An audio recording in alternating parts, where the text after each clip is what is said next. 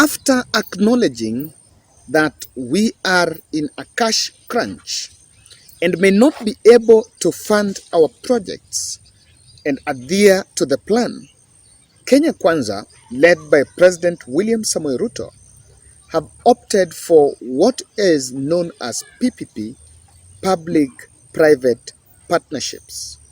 This has been at the center of the more than 50 foreign trips that President Ruto have had in the last 4 months after he was sworn in.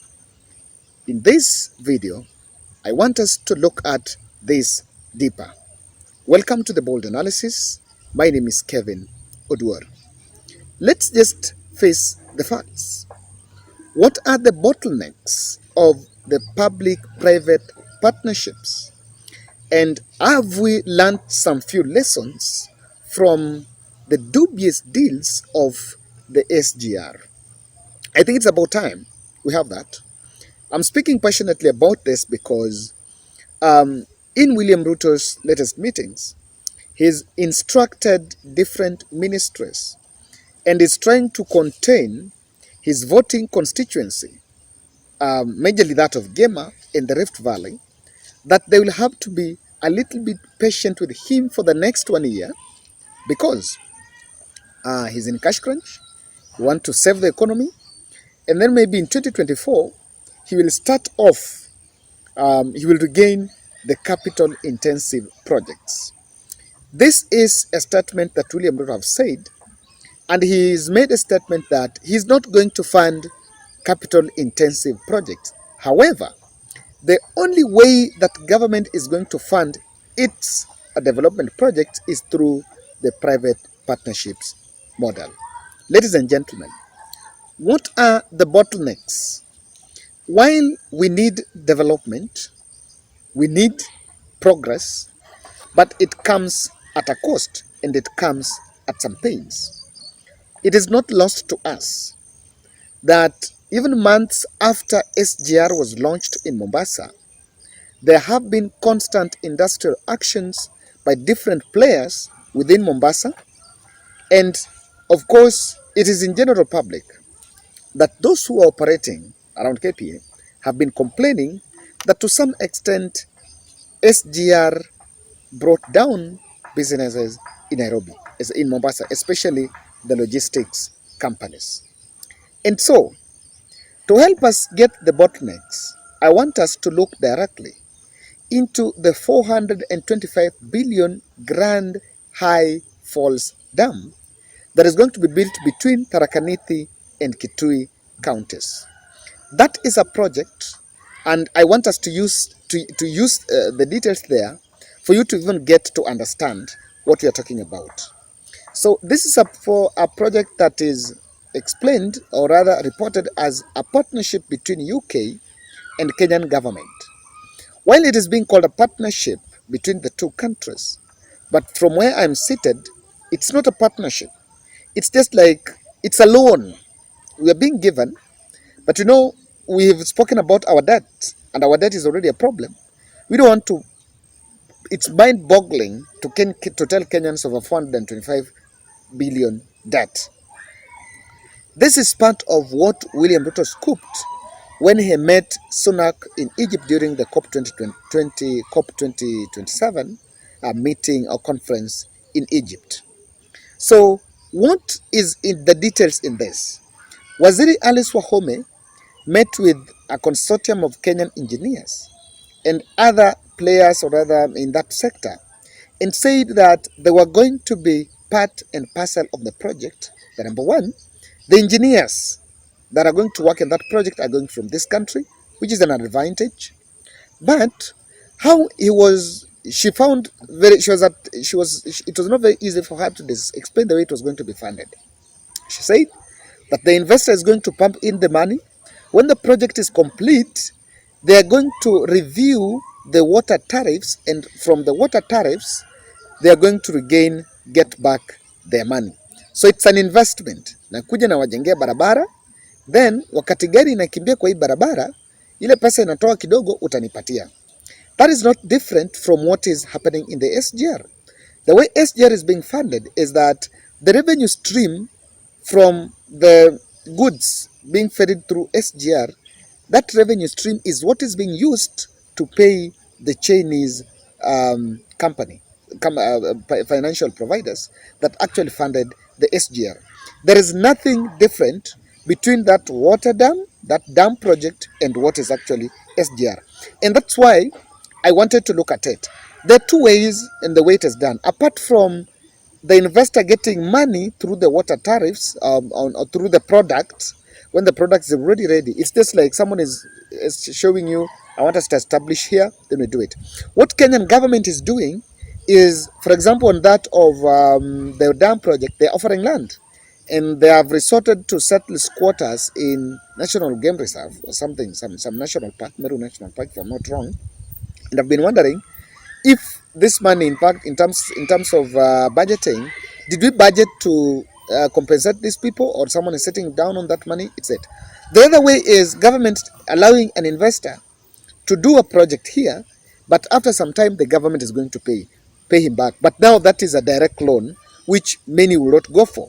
It's easier for the way of doing this way. And today I was speaking to my business teacher, Mr. Michael Washika, and was asking me a question. But Kevin, if we are going to do that for water successfully, and then tomorrow we say we are doing that for roads, the other day we say we are doing that for something else, we are doing that in maybe in universities, that we are telling them, look here, we are going to allow you to build hostels for these universities. Then after building those hostels, money inatoka huko inaenda kwenyu. So he was asking me, the net income from these projects, where does it go?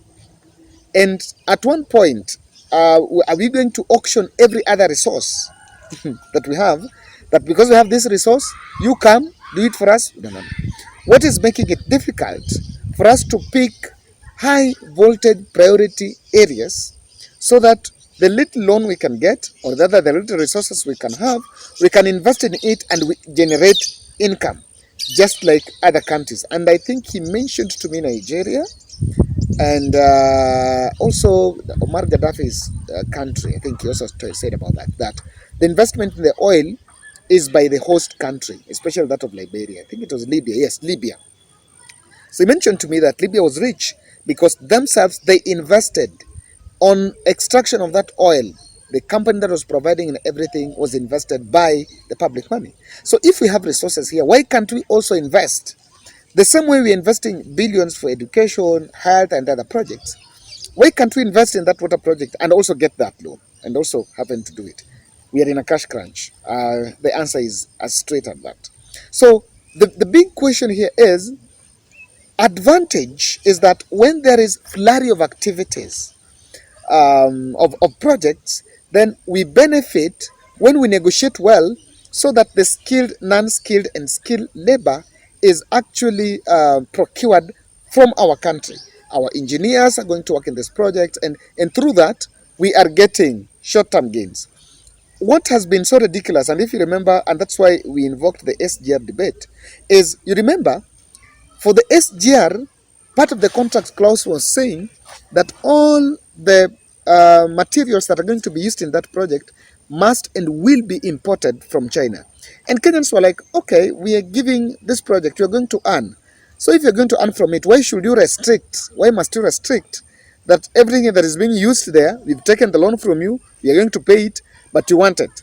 So we also have steel producing companies here, but they could not be allowed. And so Kenyan investors may not have gotten their way into it. But then there is a clause of subcontracting, that less than 1 billion contract must be left for Kenyans.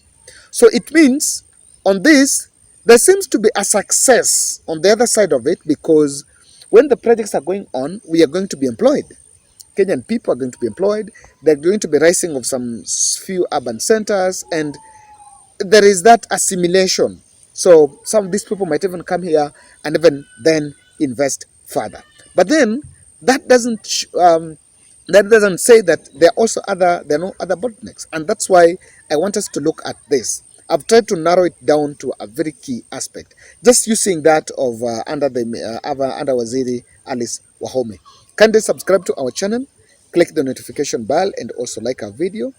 I want to say this: That example for that of water, if someone invested 455 billion, the risk of inflation of resources is going to be high. Kenya is already grappling with inflation, and I think as the last time I confirmed, it was standing at 14%. Then water is a basic product, is a basic need that all of us need, and it's going to be highly consumed. What we have been seeing is risks of inflation because, for example, that resource, the investor wants back the money. If the money was, if water per liter is going to be sold, maybe let's just talk of a basic liter. 20 liters, for example, 20 liters in Nairobi is 20, I think it's 5 bob, depending where you stay. Where I stay, I think 20 liters is 10 bob. Yes, where I stay, 20 liters is 10 bob. So mtu anabeba anapata, I think 20 bob. So if this money, water is coming from an investor, that tariff has to be improved. It will get to somewhere 15 or so. And so, on that end, what happens?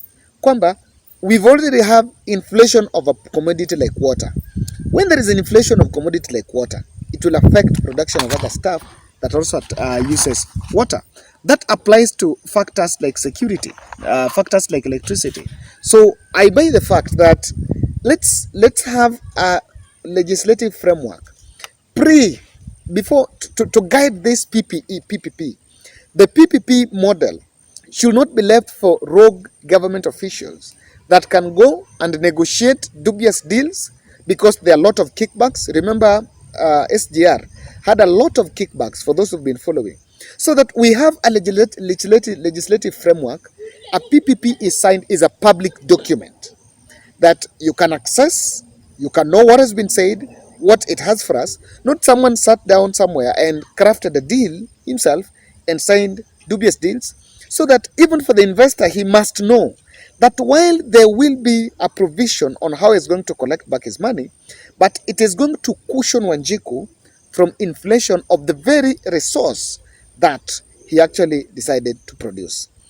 Because I've seen the plan to construct 100 dams. It's very good on paper, and for politics, it works.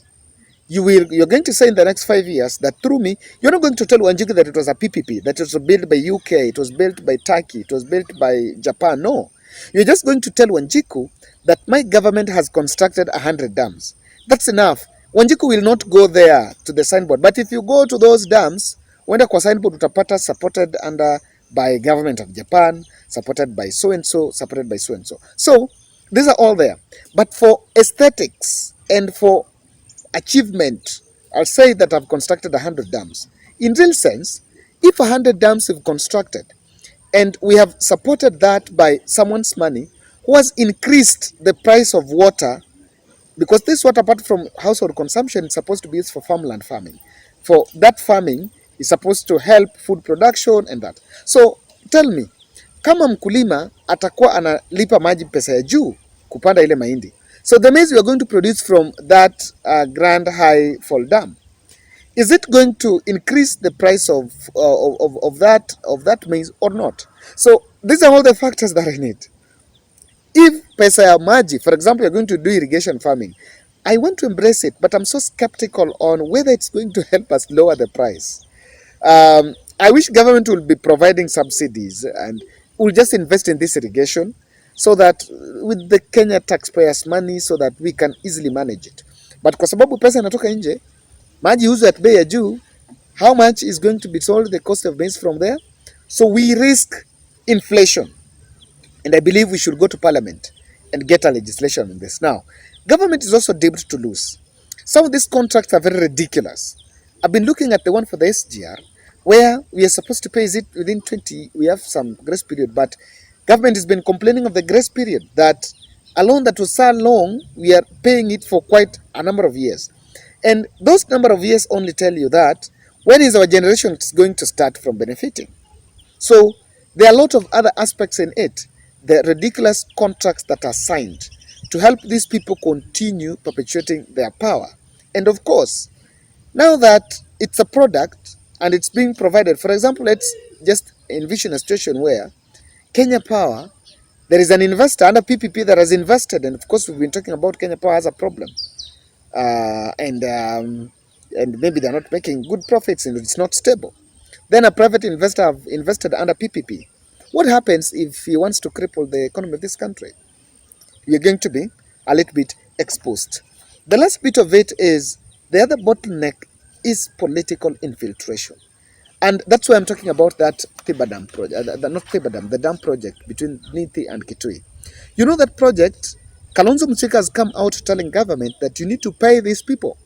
You need to pay the people that are going to remain landless. What are we seeing? Maybe what we have seen is land hawkers, hawk-eyed land tenderpreneurs are now going to buy land in those areas. And because they've had speculation, the same people sitting in the boardrooms to formulate, sign the PPP documents are the same people going to the ground to look for buy land so that they can be sold at a very ridiculous high prices. So we need to look at this, ladies and gentlemen. President Ruto is right to take this direction, but it has a lot of bottlenecks. While it's going to give us employment throughout the process, but to the end goal, do we have the value for it? And on that, we need to learn lessons from SGR.